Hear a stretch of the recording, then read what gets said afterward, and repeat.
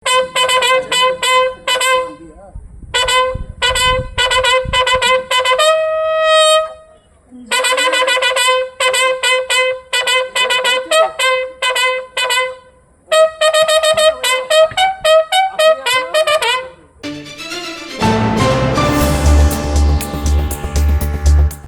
দেশ 15ই আগস্ট স্বাধীনতা দিবস পালন করে।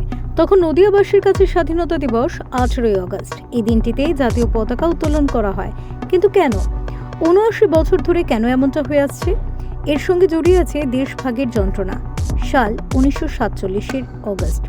স্বাধীনতার উচ্ছ্বাসে উত্তাল দেশ তথা বাংলার নদিয়া জেলার বাসিন্দারাও হঠাৎই 12ই আগস্ট অল ইন্ডিয়া রেডিওর ঘোষণা করা হয় কৃষ্ণনগর, শিবনিবাস, রানাঘাট সহ নদিয়ার বিস্তীর্ণ এলাকা স্বাধীন ভারতের অন্তর্ভুক্ত নয়।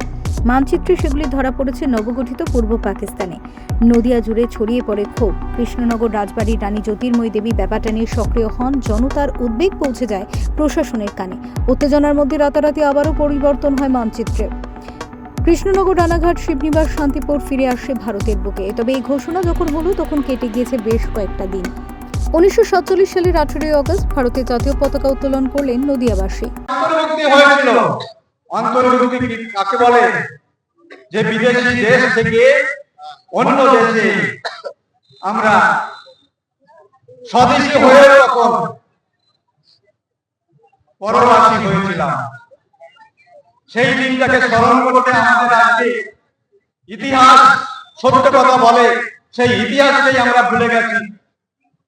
তাই প্রতি বছরের ন্যায় আজকেও আমাদের যে সৈনিক, বিএসএফ কমান্ডার, বিএসএফ, বিআইজি, তাদের সহায়তায় আজ এই দিনটি উৎপেলে আনন্দে ভরপুর হয়ে উঠেছে।